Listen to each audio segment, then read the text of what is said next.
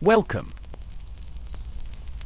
Wherever you are, whether it's late in the evening and your day has drawn to a close, or early morning with your thoughts still quiet, I invite you to rest, to settle, to breathe.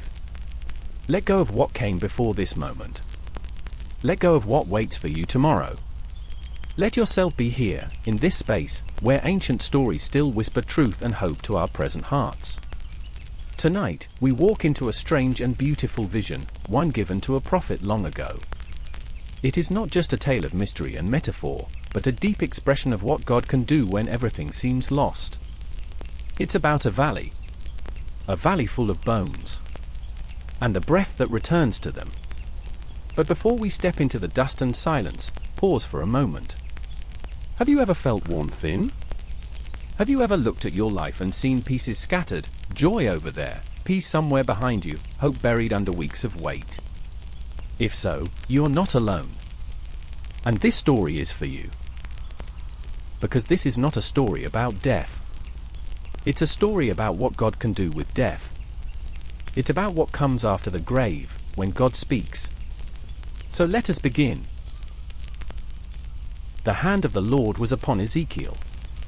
He was a prophet, a man chosen by God to see things others could not, to speak things others dared not. He had known strange visions before, wheels within wheels, heavenly beings, signs of judgment and restoration, but this was different. This time, the Spirit of the Lord carried him, lifted him, and set him down in the middle of a valley. It was not a lush valley. No trees. No streams. No life. It was a valley filled with bones. Bones as far as the eye could see. Scattered. Dry. Bleached by sun and time. Ezekiel looked around. The Spirit led him through the valley, step by step, as if guiding him through the aftermath of something unspeakable. These weren't just bones. They were people, once. Sons and daughters. Fathers and mothers. Lives that had ended. Hopes that had died. Now nothing but remnants in the dirt. The bones were very dry. Which is to say, they had been there a long time. There was no freshness of death. No signs of recent loss. Only the echo of time past and forgotten. Then came the voice of the Lord. A question, quiet but deep. Son of man, can these bones live? Ezekiel's heart beat hard in his chest. He looked again at the bones, lifeless, still, unmoving. He could have said no. He could have said yes. But instead, with reverence, he replied, "O sovereign Lord, you alone know." He didn't pretend to understand. He didn't try to give an answer beyond his knowing. He simply surrendered the outcome to the one who knows all things. And that's where the miracle began. Then the Lord said to Ezekiel, "Prophesy to these bones and say to them, dry bones, hear the word of the Lord." The command was startling. To speak to bones? To deliver words to what had no ears? But Ezekiel didn't question. He stood in that valley of death, surrounded by silence, and he obeyed. He lifted his voice. "This is what the sovereign Lord says to these bones, I will make breath enter you, and you will come to life." He said the words exactly as God gave them. "I will attach tendons to you and make flesh come upon you and cover you with skin. I will put breath in you, and you will come to life. Then you will know that I am the Lord." The words drifted out across the bones. And for a moment, there was only silence. But then, a sound. Soft at first, a gentle clatter, like twigs in the wind. Then louder. A rattling. A rising tremor in the ground. The bones began to move. Across the valley floor, the remains shifted. Pieces found each other, bone to bone, socket to socket, joint to joint. The dead began to rebuild. Ezekiel watched, stunned. The bones connected, forming skeletons where once there had been nothing. Then tendons grew, stretching across the framework like cords of life. Muscles wrapped around the bones. Flesh covered the muscles. Skin sealed the body's whole. But still, they lay silent. They were formed, but not filled. There was no breath in them. They were bodies, full in shape, but not in spirit. And the Lord spoke again. Prophesy to the breath, Son of man. Call to it. Say, this is what the sovereign Lord says, come, breath, from the four winds, and breathe into these slain, that they may live. Ezekiel listened. And again, he obeyed. He spoke to the wind, not as a servant of nature, but as a vessel of divine power. Come, breath, he said. Come from the four winds, and breathe into these, that they may live. And breath came. It moved like a whisper, like a soft wind rolling through the valley. It did not come with a roar. It came gently, purposefully. And as it reached the bodies, they stirred. One by one, they began to breathe. Lungs filled with air. Eyes opened. Limbs flexed. And the dead stood. They rose, not like the frail or uncertain, but like warriors. Steady. Alive. An army, vast and strong. Where once there had been nothing but silence and sun-bleached bone, now stood life. Ezekiel stood in awe, surrounded by what moments ago had been nothing but dust and silence. Now life pulsed in the valley. And then, the voice of the Lord spoke again. Son of man, he said, these bones are the people of Israel. The words cut through the stillness like light. These bones are my people. They say, our bones are dried up. Our hope is gone. We are cut off. God repeated their cry, the silent ache buried deep in their hearts. They had spoken it not with lips, but with weary lives. Exiled from their land. Far from the temple. Far from all they had once known. Their identity fractured.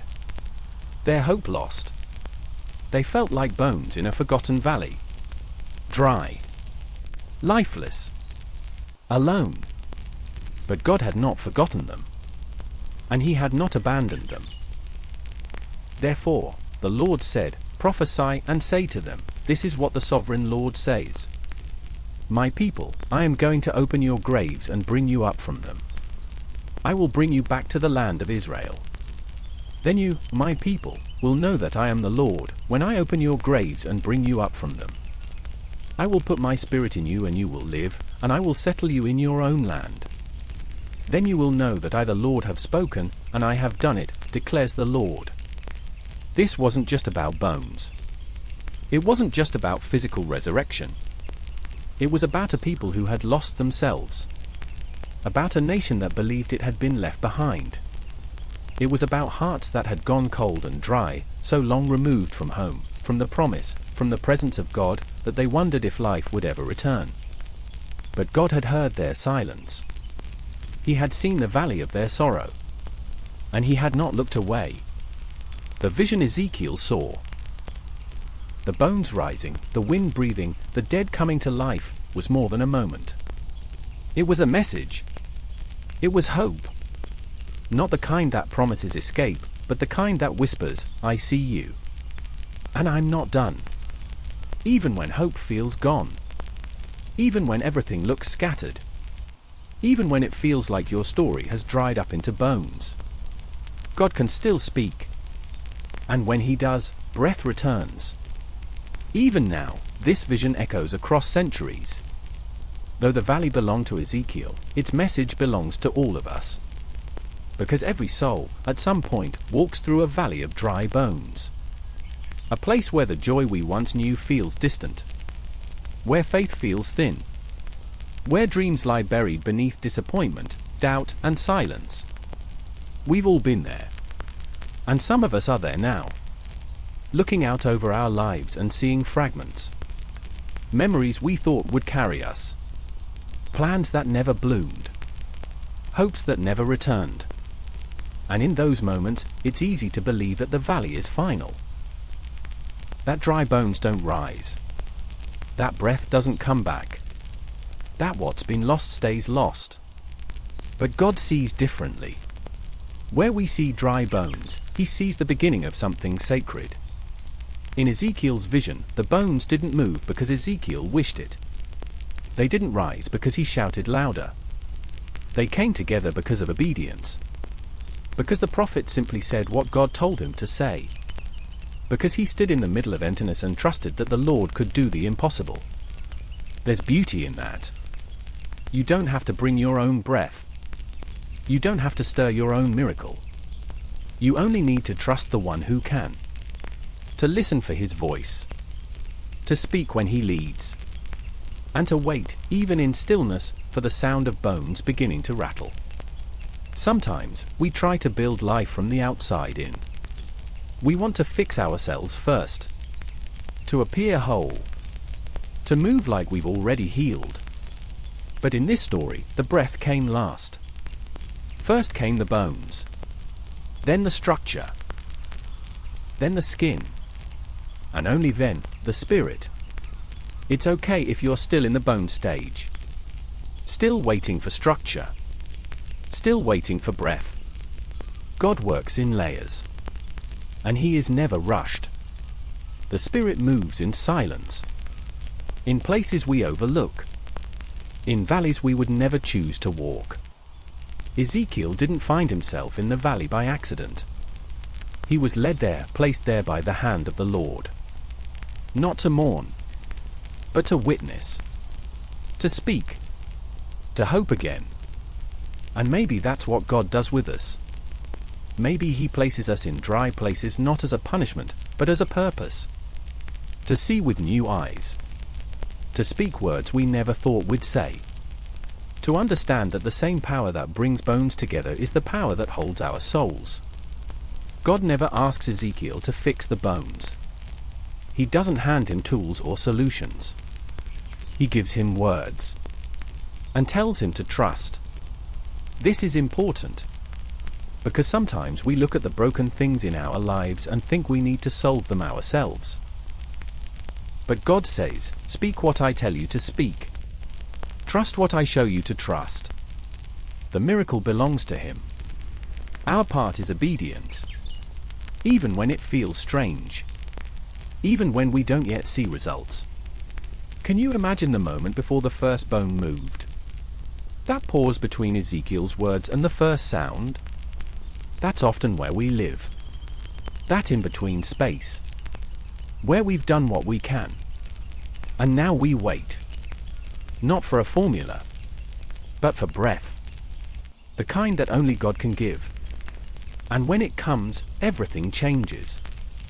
Not because we earned it, but because he is faithful. Because even when all feels dry and distant, he has not forgotten. He never has. The bones rising in the valley were not only a miracle. They were a declaration.